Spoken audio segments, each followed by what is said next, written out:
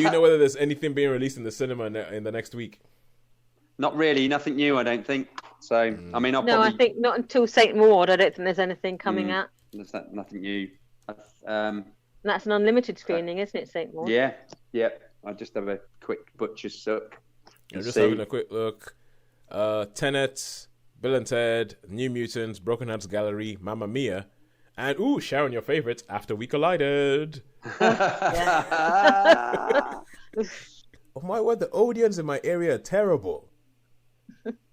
Oh, okay, I just tried to look at Coventry, Tenet, After We Collided, Bill and Ted, The New Mutants, Onward, The Broken Hearts Gallery, Unhinged, Emma, The Lighthouse. Give me something new! Let's get ready to rumble!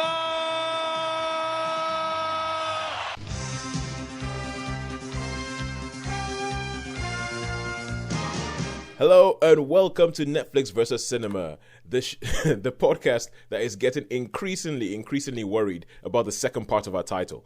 So, my name is Tosin and I am your host based up in Coventry in the Midlands. Joining me on the Isle of Wight are Sharon. Hello. And Sean. Hiya.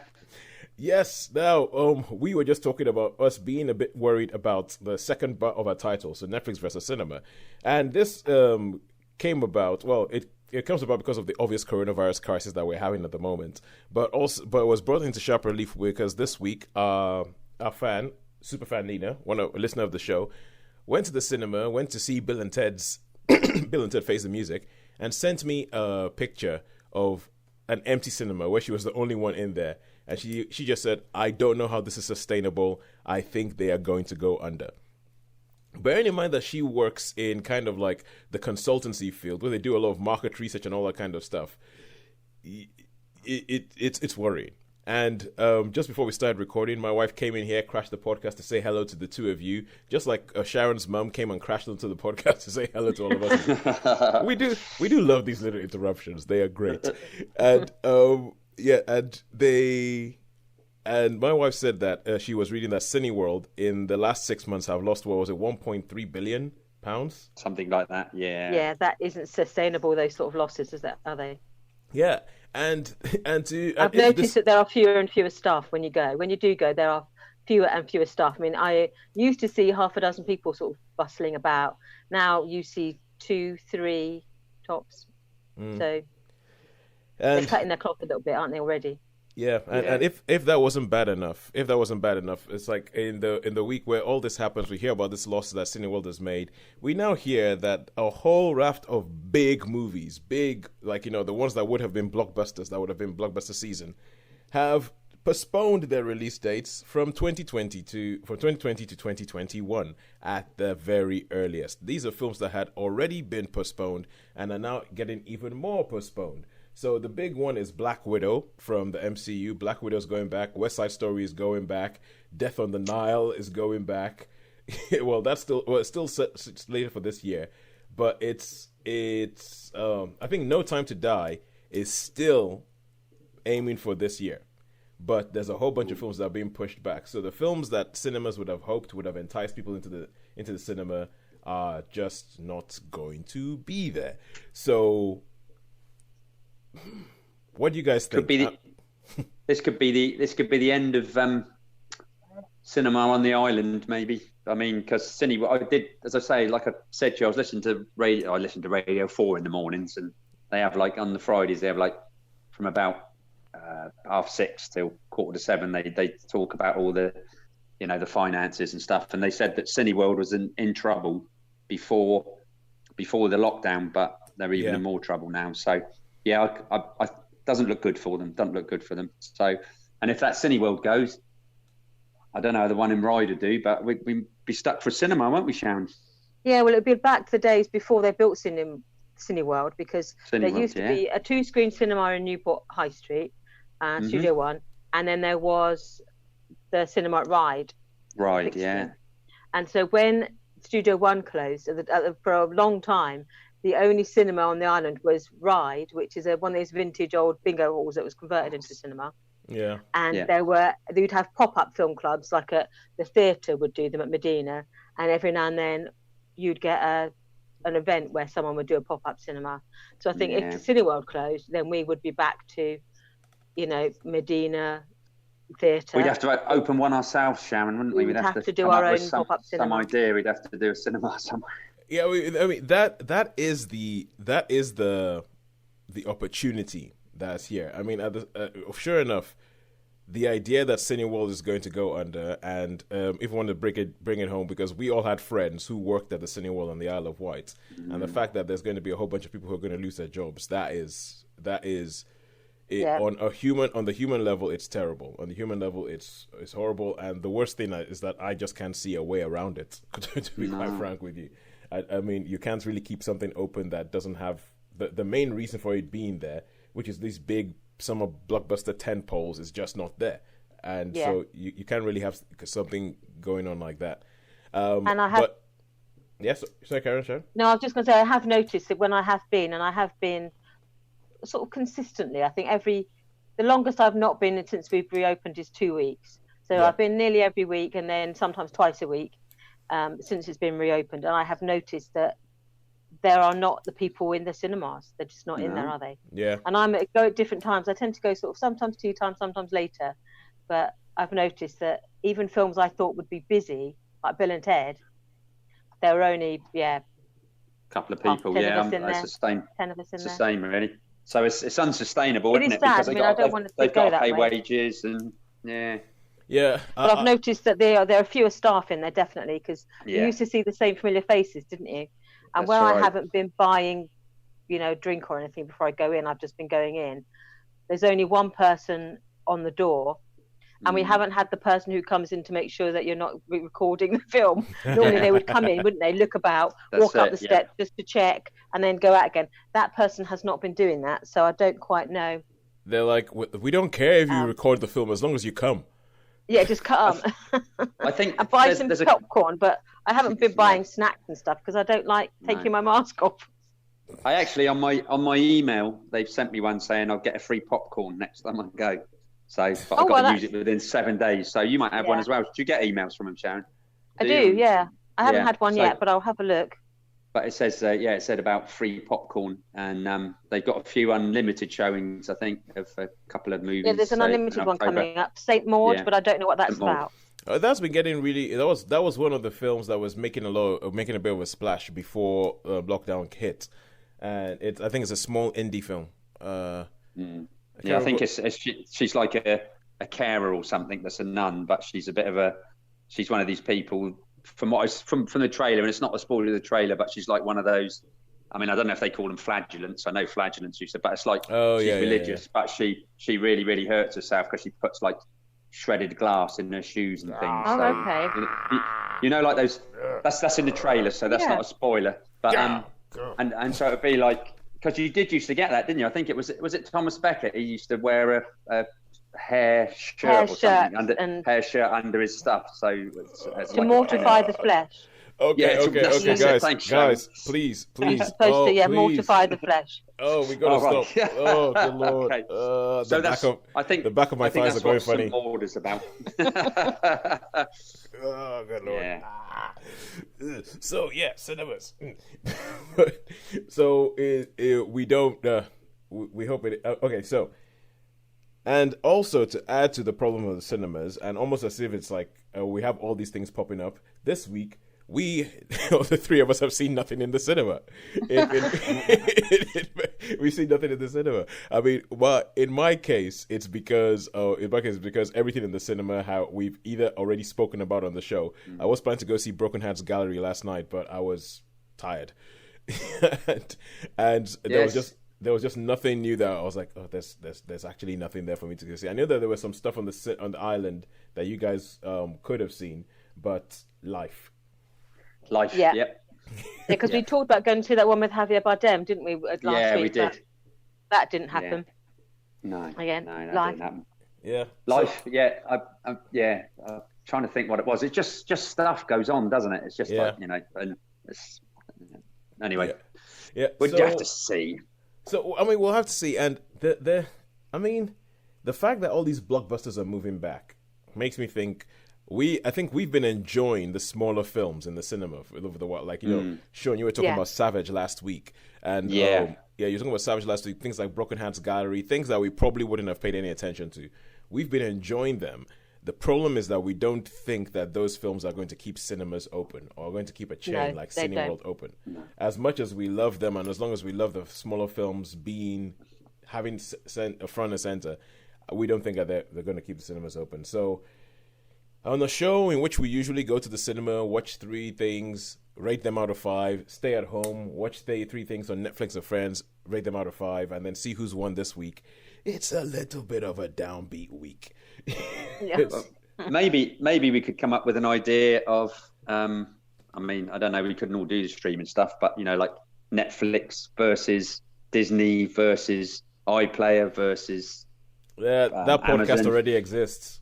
Oh, does it? No, yeah, of course it does. It's called Netflix versus everyone. Yeah. So yeah, and we didn't do it.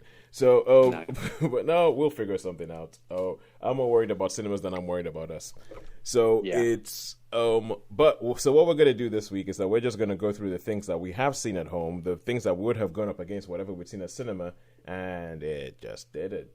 So so we are going to go through Enola Holmes, which you, Sharon, saw on Netflix. Yes, a new release. Yeah, the new release. One of those ones that comes up as a banner on when I log into my account. You might be interested in this. You are not interested in it, but we have made this, and we want you to know that we've made this, so you can watch it. It's like we're just going to push everything else out the way, and we're just going to keep on going, watch this, until you watch it. More to come about that in the film that I saw this week. So we have Gridiron Gang. Sean, you saw this. I saw this, I saw this on Sky, one of the Sky Cinema, Sky Action or whatever one it was. That's the Rock film, isn't it? That's the Rock film, yeah. That's all right. The Rock. I mean, it's quite an old film, I think. It is quite old. It is quite old. I was surprised that you hadn't seen it already.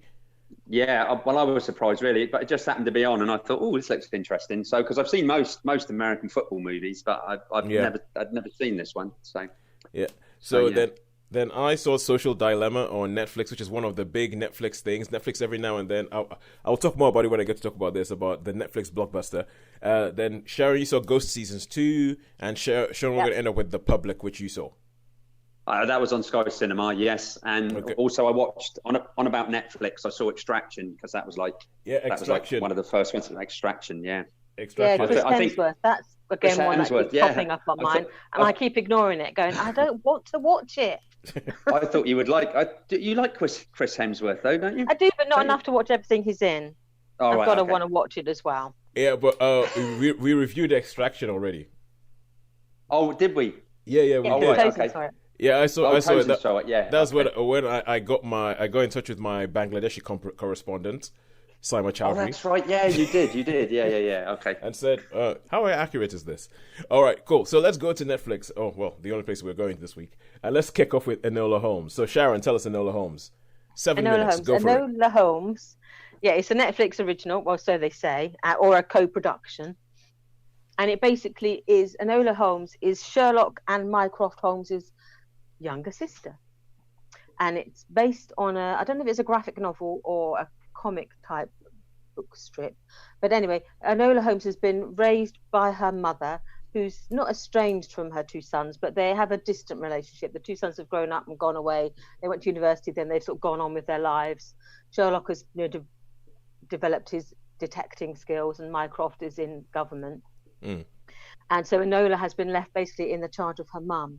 And the film starts basically on the eve of her 16th birthday, when she wakes up one morning to find that her mother is gone. And for the first time in more than 10 years, both of her brothers return to find out what has happened to their mother.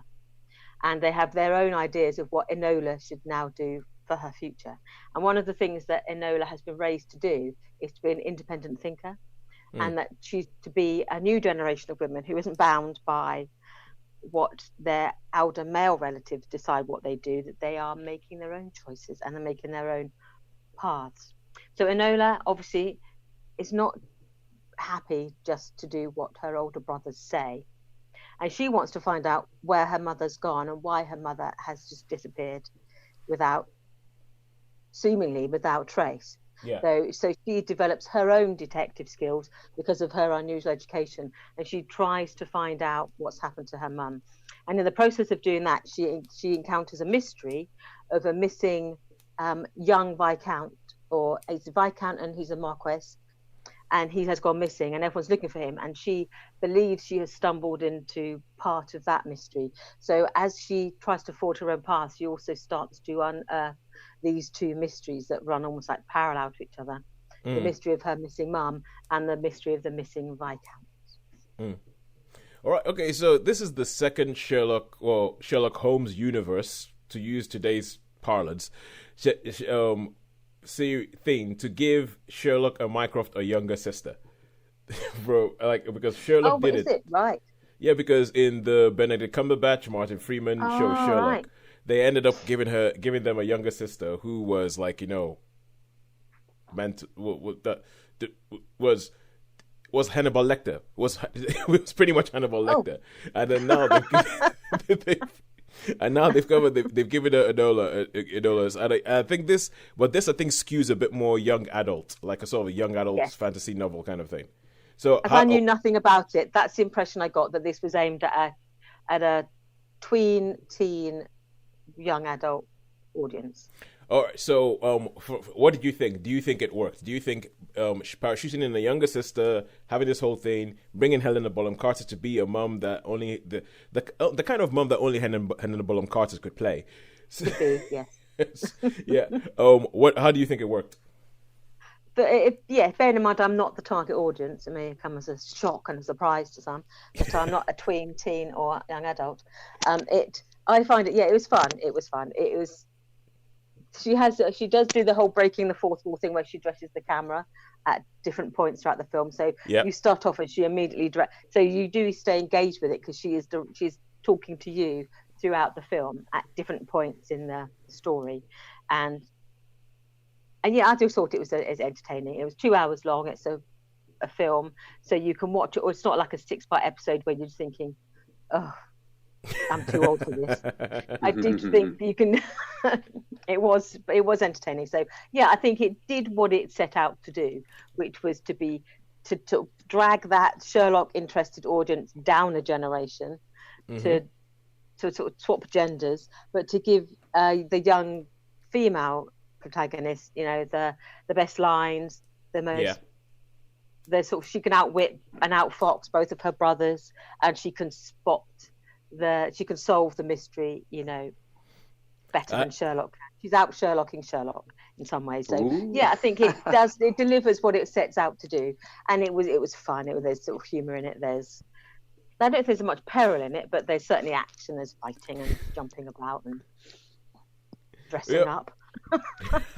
Well, because I think that is the bit of it that I think interests me the most. The idea that you're going to obviously she's doing a whole bunch of things that in the actual historical period she would not have been allowed to do because she's a woman. There's no way. Yeah. Because she's. But I actually do quite like this recent stream that we've been having, where people are almost kind of like doing a revisionist history. They know that it isn't accurate. They know it isn't accurate. But it's almost as if they're saying, but wouldn't it have been great if this was allowed to happen? Wouldn't it have been great if, Yeah, like, and they have a lot of. We saw this with David Copperfield, where they have a lot of. I was just going to say that. Yeah. They just don't care about ethnicity about some actors. They cast the people they like into it. So you get people you think, I'm not sure that you would get someone of that ethnicity in that role at that time. Yeah. But it doesn't matter, because we're not in that age anymore. So, you don't even notice it really, other than thinking. Yeah. The first thing. Okay, they're just ignoring history, ethnicity when it comes to casting, and they're just going to cast how they want. So but we know that now. Yeah, and I think I quite like it when it's done properly. I mean, I like it when you have the revisionist thing. I say that you had David Copperfield, we had Once Upon a Time in Hollywood, but there's times when it does go bad, like Netflix's TV series Hollywood. That went bad. Some things just don't work. That went so bad. Yeah. I mean, you could see that they were trying to do a revisionist. Oh, wouldn't it have been good if this happened, if people weren't discriminated against because they were black or because they were gay? But you're like, oh my God, you just insulted everybody that lived through that. And so how many stars would you give Enola Holmes? So I would give a strong 3. I think if I was younger, maybe I would give it higher. But for watching it as my sort of generation watching it, I would give it a good solid 3. It's entertaining. You can come into it without having to know any background. And yeah, it was 2 hours not badly spent. Cool, good stuff. A solid 3. And now we carry on to, guess what? No cinema. We're going back to Netflix again. Oh, wow. Who There's a surprise. There's a surprise. Yeah, it's total surprise. Oh, my God. This is Gridiron Gang that Sean saw. So, what do we need to know besides Dwayne "The Rock" Johnson, American football? Is there a prison in this as well? I can't remember. Yeah, it's like you've seen it, yeah? I haven't seen it, but I remember it when it was released. Yeah, it's like a young offenders. So yeah, it's in an institution, but it's a young offenders institution. So it's like a lot of gang culture. It's based on a true story of a coach, and that he tries to get these people to meld as a football team, American football team. Mm-hmm. So similar to, it had elements of I guess a younger version of Mean Machine mixed with Remember the Titans. So it's yeah. I don't know, those two films, see both of them. So yeah. Anyway, there's all the usual tropes in it of these gang members. They're like obviously from opposite gangs, and they're in this young offenders institute, and he tries to bring them together. And then there's a lot of outside influences. But obviously, in the end, they start off as ragtag individuals, ragtag bunch of individuals that get it handed to them in a couple of games, and they all start to get. And then the good old Rock, like he is, he like whips them into shape, and then they become like top, like a really good team. They start winning, they start getting confidence in themselves, and as I say, there's like this subplot where there's some outside gang members that come to one of the games and try to cause a little bit of trouble. Yeah. And so, and a member of the opposite gang sort of, there's this, that, and the other sort of happens anyway. So yeah, there's a bit of a sort of bit of action in it. A lot of football, which I really, really like. It's really funny with American football films. I think they transfer really, really well to the cinema and soccer films, British footbol films. Real football. Yeah, real football. It just doesn't seem to work well in cinema, I don't think, and on film. Yeah. But Escape to Victory. That was with Sylvester Stallone in goal, wasn't it? I seem to remember. Yeah, with great big I'm just trying to think back my brains for a football film, but I can't think of any. And the Vinnie Jones version of Mean Machines was awful. So I mean, well, I think we've had this discussion before about how sports. Yeah, we have. Yeah. So American sports translate quite well to film, and the thing is, like, if you watch an American, I don't watch much American football, but when you watch an American football game, even the way it's shot and the way it's filmed, it looks like it could be a film. So you could take some scenes directly from an American football game, because it's made for TV, it's made to be shown. It's not made to be watched in the stadium so much as I think it's made to be watched on TV. And so I think that translates quite well. They figured out how to make it cinematic. And same thing with basketball. And the football films that have worked are when they don't focus on the football. You're not focusing on what's happening on the pitch. You're focusing on what it means to the people in the stands. And that's when a football film, like a real football film, works. But it's funny because what you're saying, the storyline of this, it could be Coach Carter, it could be the Mighty Ducks, it could be anyone. Yes. Yeah, remember the Titans. The Bad News Bears. Bad News Bears, yeah. So yeah, it's the general story. But one of my top films, one of my favourite films, is a film called Any Given Sunday. And I mean, although there's actually on the field, there's just so much off it, and I like all that sort of that off-field sort of politics and what's going on. And, it was Oliver Stone. He wasn't going to make a straightforward football film. No, that's true. Have you ever seen that, Sharon? Just out of interest. Yes, I have. Nothing. It's a good film, that one. Yeah, I have seen it on a given Sunday. Yeah. Al Pacino, Jamie Foxx, Cameron Diaz. Yeah, I think it was only when I saw that film that I realised that in American football they actually stop the game for adverts. I didn't know that happened. Yeah, definitely. They have a little man that comes. That's just unbelievable to me that you would stop the game so you could have an advert, and then you'd restart the game again. It's like, why don't you just play for your 50 minutes or whatever? you can see if you ever go to a game, it's really, really strange because they have a man with a little red glove on, like when they want a TV timeout, and he steps onto the sideline and he puts his hand out in like a karate chop motion, and then they go and they stop the game, and that's when they have the TV timeout. So, but it's just funny because he's like a little chap, but he's got this big red glove on, and he just goes like that. That's just unbelievable, isn't it? Well, yeah, but I mean, I guess that's where all the money is. Well, it's where all the money is. So essentially, most sports stars who can earn millions nowadays, it's because of TV. That's why they can earn that much. So in tennis, when you have the changeover where they play an odd number of games, they go and sit down. That's for TV adverts. That's why that's why it originally came up. The sit down was because of TV. So they used to play quite quickly, and then when TV got involved, TV was like, can we slow them down? We're not keeping people around long enough for them to actually watch adverts, for us to sell them stuff. So they went, okay, cool. So they'll sit down for a while, and then they're gonna sit. It's not because the players are tired. So they'll sit down. But obviously, most of the tennis you watch in this country, which is mostly Wimbledon, you don't have adverts on the BBC, so you don't see the adverts. But internationally, you go to America, once they sit down, boom, buy extra, buy Sprint gum. That's what you get. But anyway, sorry, Sean, we're talking about Gridiron Gang. So what do you think about this? How many stars do you give it? I always go for a tangent. Okay, well, it's nothing. I mean, I've seen, you're exactly right when we were saying, like, Bad News Bears, all those other films. So yeah, I mean, it's worth. I'll give it a 3 stars, but that's because it was. I didn't dislike it. I quite enjoyed it, but it's very samey, like a lot of other films. There wasn't anything. They didn't go the extra mile. So yeah. So this would get a 3 star. All right, cool. So 3 star. What a lovely week. No cinema and 3 stars across the board. Yay! Yeah, life is great. Life is great. Okay, and now we go back to once again Netflix, but this is actually proper Netflix, The Social Dilemma, and now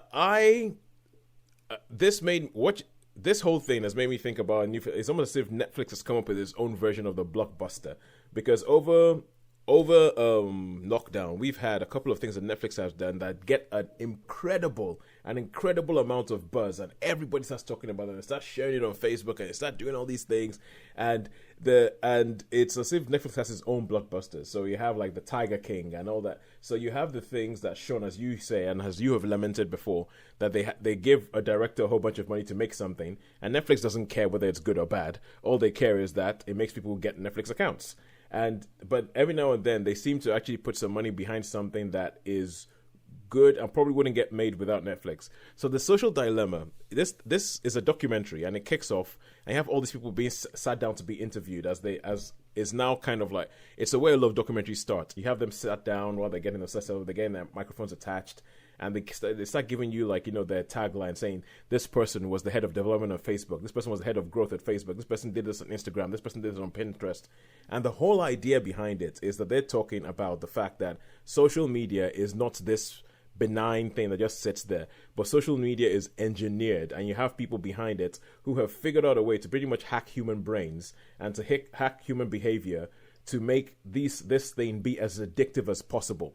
And all these people who used to work with them and who used to build these things, like one of them was like, I'm the co-creator of the like button on Facebook. So his whole idea is that oh, wow. Yeah, he's like, I create, and they talk about all the sort of psychology that went behind all the different things they do on social media, and almost all of them go, and now it's bad. Now it's gotten out of hand. There's actually one of the guy who co-created the like button. He was like, when we came up with the like button, we thought it was just going to be something fun to bring people together, that just share love, as everybody said, oh, I like that, that's really, really good.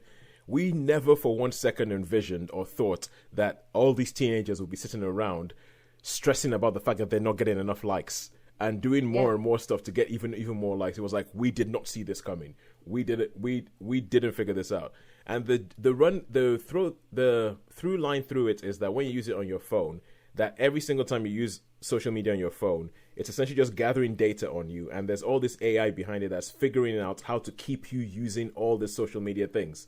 And they're saying this has to stop. This is bad. All the things that we're seeing nowadays, like the polarization, the fact that Russia interfered in like American elections, is because Facebook has figured out how to make you do stuff. And they have all these interludes, all these acted interludes, where they have somebody's using his phone, and then they sort of almost go into behind the phone, and you have like this different AIs. You have like the advertising AI, you have like the engagement AI, you have the growth AI, and they're talking to each other going, oh my God, he's not using it. He stopped using it. He only used it for 5 seconds. What do we do? What do we do? Send him some of this, send him some of that. Oh, he really liked that person's post. Give him that, give him that, give him that. And it talks about how things become an echo chamber and all that. And it's a good thing, but there's a sense of me that thinks, well, duh, because I'm like, what did you think was happening? It was, if somebody gives you something for free, what do you think is happening? And they talk about the fact that people talk about, the product, but now people are the product, and people's behavior is the product. And we were just talking about how money decided when you have like advert breaks in American football and in tennis, so the changeover. And it's essentially the similar thing that's happened with social media, how when money came into it, it's all about advertising and sending advertising and figuring out how you can best add. And so a lot of these people in it have become activists, not against social media, but for changing the way social media works. Because they say, look, social media is not just something that just sits there. And social media there's people who are telling it what to do.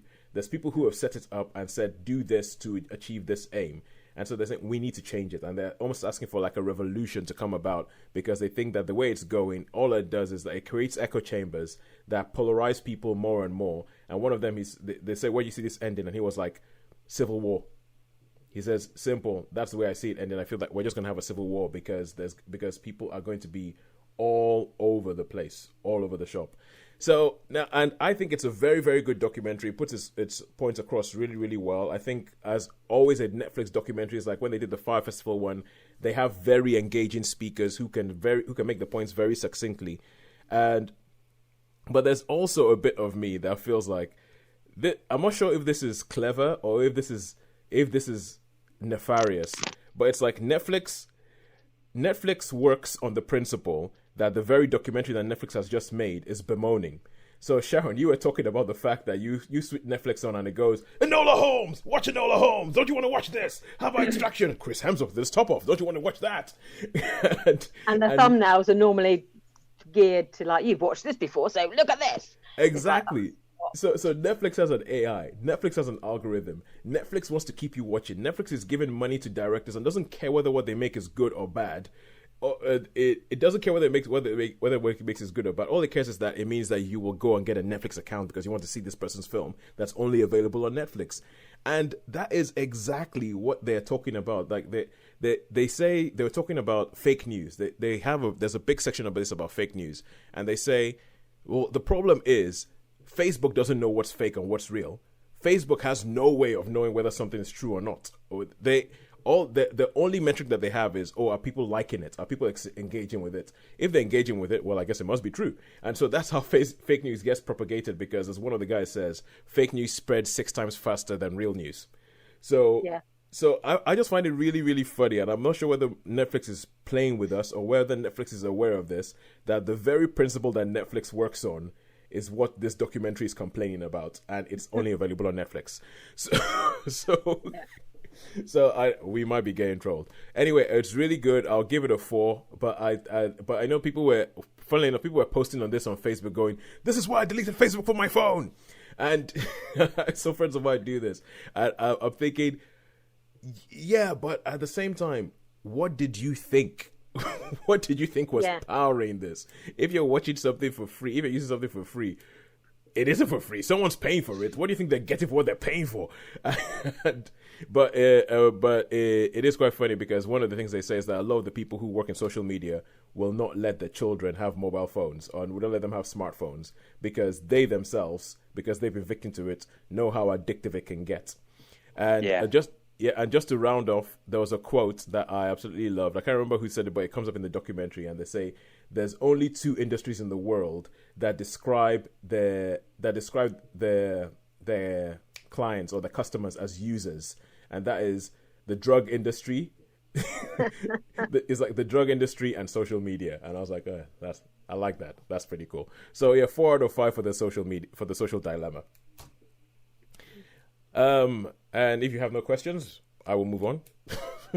And I'll say, and now we go back to Ghost season 2. So I believe this was on BBC iPlayer. Was that Sharon? BBC iPlayer, yeah. They've the first episode of the second season has been shown on the television, but you can, if you're a fan, go onto the iPlayer and watch the whole season. Okay. So I did.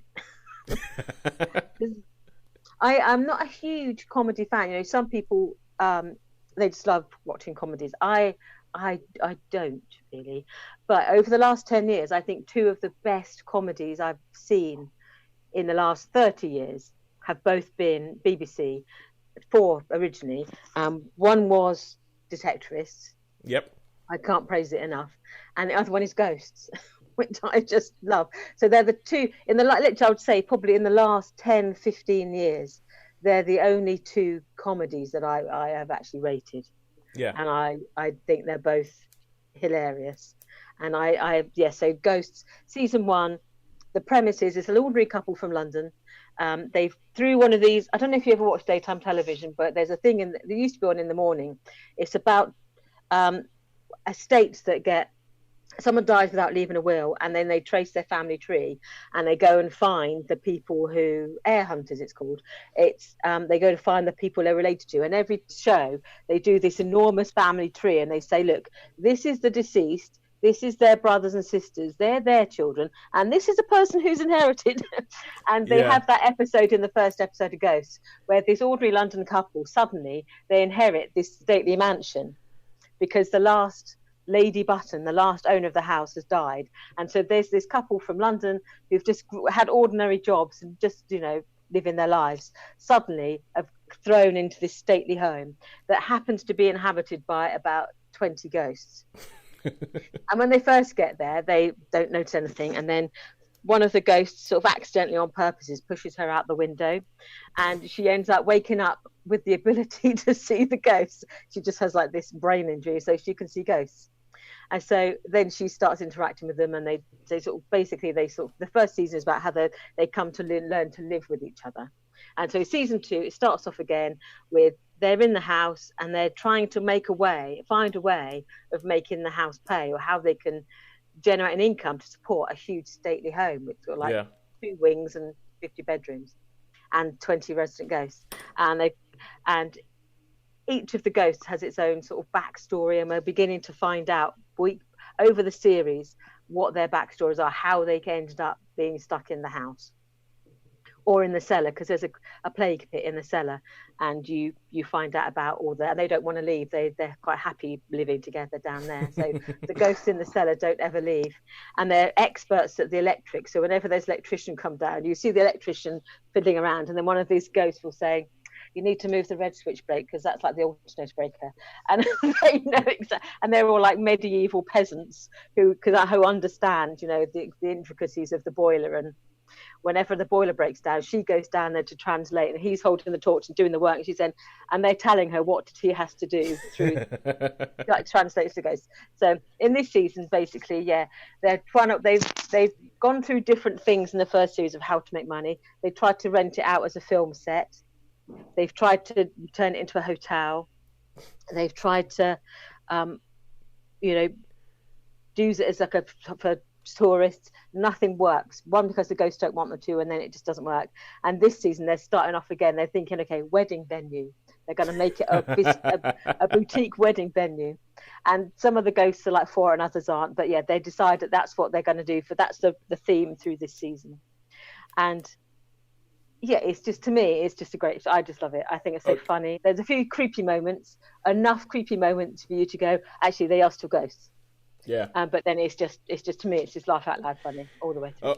So okay, with comedy, I mean, I there's a bit of me that hates this, but I think a lot of it is all about it's like, if you know the people who are in it and if you feel that they can deliver on the premise. So does this have anybody in it that we would recognize? If you knew Horrible Histories, you'd know it, because a lot of the people behind this are behind Horrible Histories. Oh, I'm sold. I'm sold. That's all you need to tell me. Yeah, but there's Simon Farnaby. Some people know him. England Detectorists. He's in it. Matthew Boynton, I think is his name. Yeah. He's there's a Horrible Histories people. They're all written by Horrible Histories. Yeah. They also did Yonderland. Yes, Yonderland. They did Yonderland as well. And Simon Farnaby, if anybody's wondering who that is, he was the how shall we say, the Randy security guard in Paddington's 1 and 2. Yeah. Oi! And with a red mug. Yeah, with the red mug. It's like, stop that sexy nun! Yeah. He'd always take a before running after them. Yeah. He'd always have his mug of tea. But yeah, there's some great moments in it where there's some of the there's just some great moments. Because I think one of the premises behind Ghost was they're saying all these haunted houses have really, whenever you go to them, they have really romantic, like the Grey Lady, or they have and their ghosts are really slightly lame. So they've got they've got a caveman who's been around for 5,000 years, and he's obsessed with bum. So everything is bum. And he can make lights go funny. So he's going, oh, makes the light flicker. And there's another lady who's burnt at the stake, but she doesn't like to talk about it. There's another, there's a Boy Scout leader who's been shot through the neck with an arrow. And they're just, so he walks around with this arrow through his neck the whole time. And one of the first time they see him, he's like, how did you die? And he just goes ping, ping. I don't know. What's that looking at my neck? Just joking. And so this, they're not your typical sort of romanticized, they're Grey Lady. Their Grey Lady is a really grumpy Edwardian lady who got pushed out of a window by her homosexual husband when she caught him with the gardener and the undertaker or something. She caught him with two men anyway, and he just pushed her out the window. So every night at 9:00 she goes, George, and gets pushed out the window. And at one scene she says, I've never told anyone this, but I believe my husband, pushed me out the window. And they say, yeah, we know, we were here, we saw it all. And all the ghosts were saying, yeah, we watched it, we saw it happen. So I think it just makes me laugh the whole way through. And this second season just makes me laugh. I love it.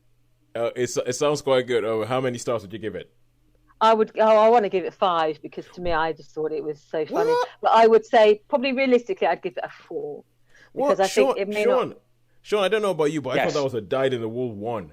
I mean, the way Sean was talking about it. That's it.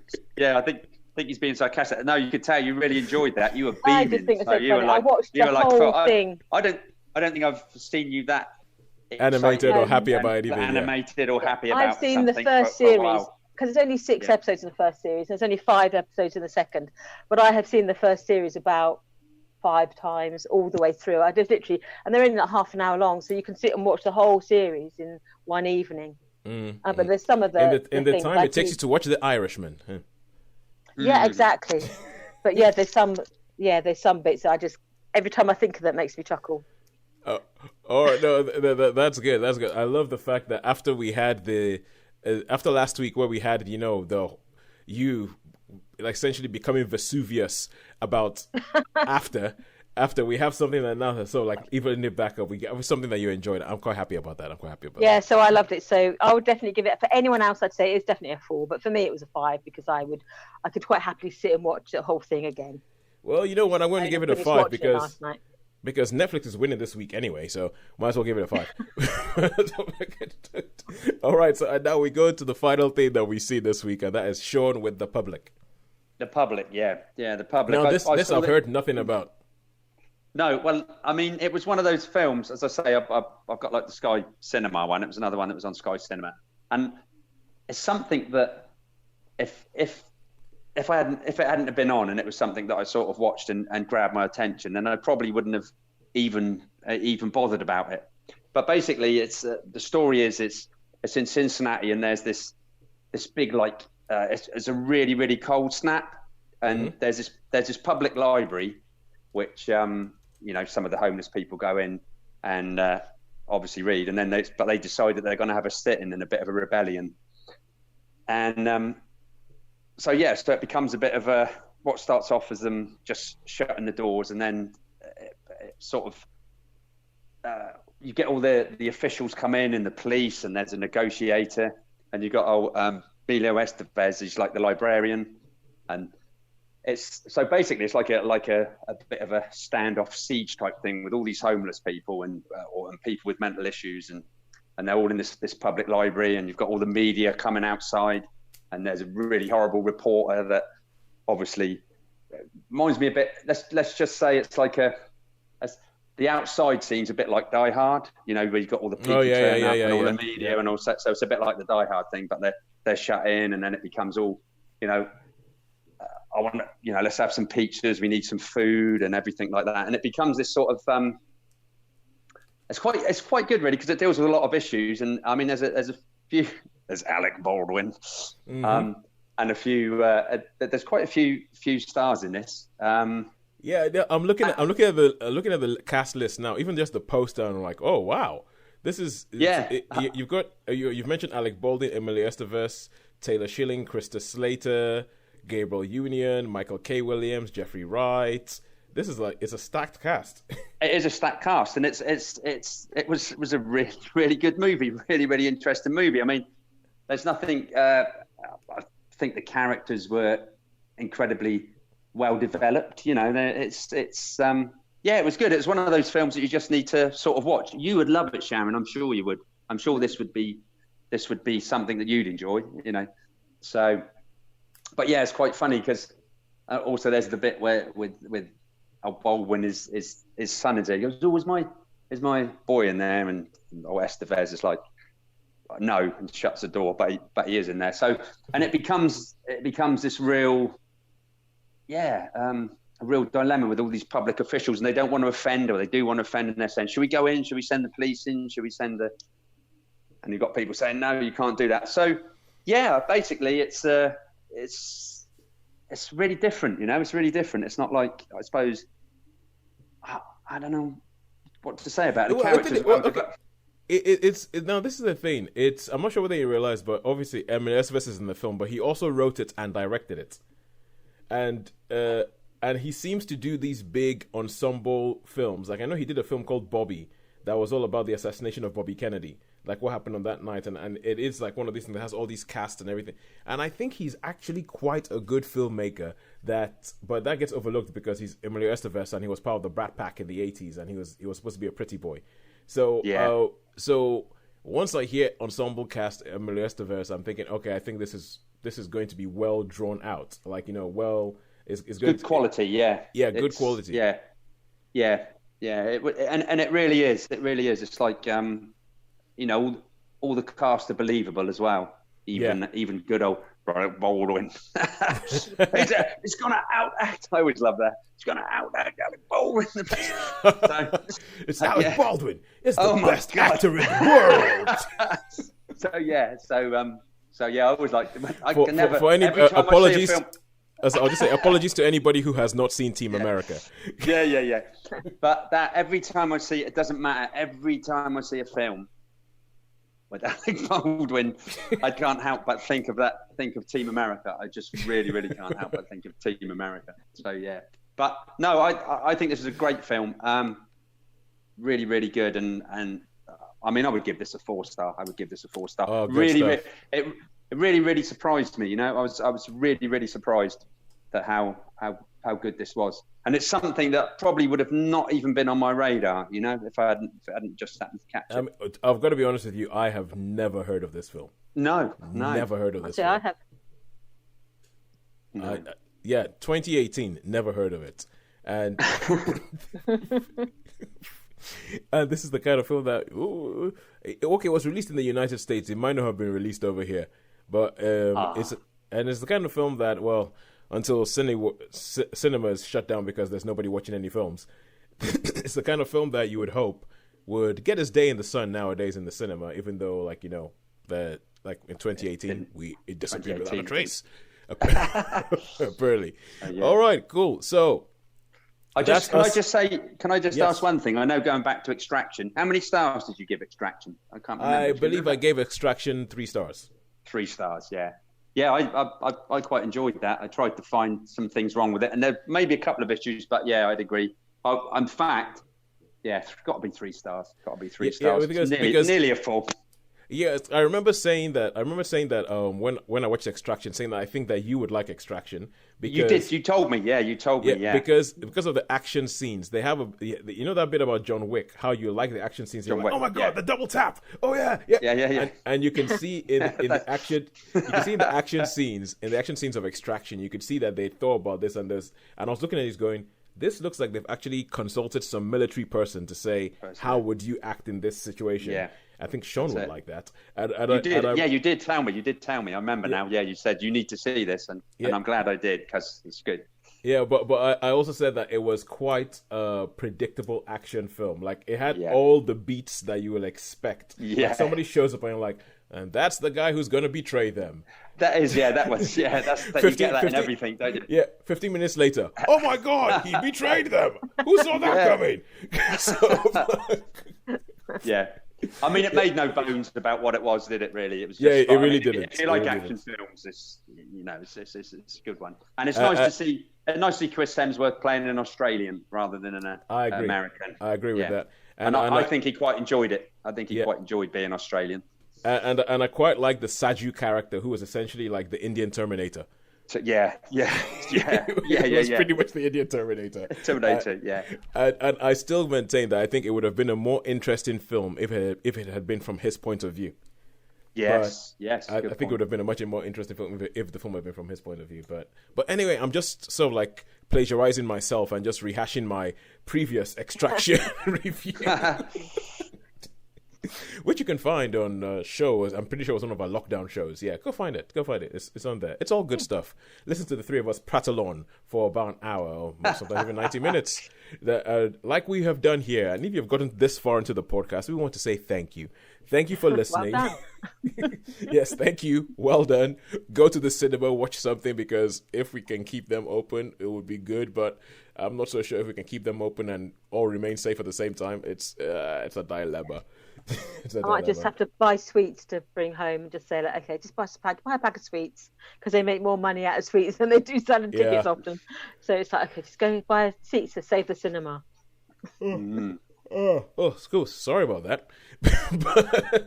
But until next week, when I promise to try and have some sleep before doing the podcast, it's a goodbye from me. And it's a goodbye from me. And it's a bye from me. Thank you very much. We will see you guys next week.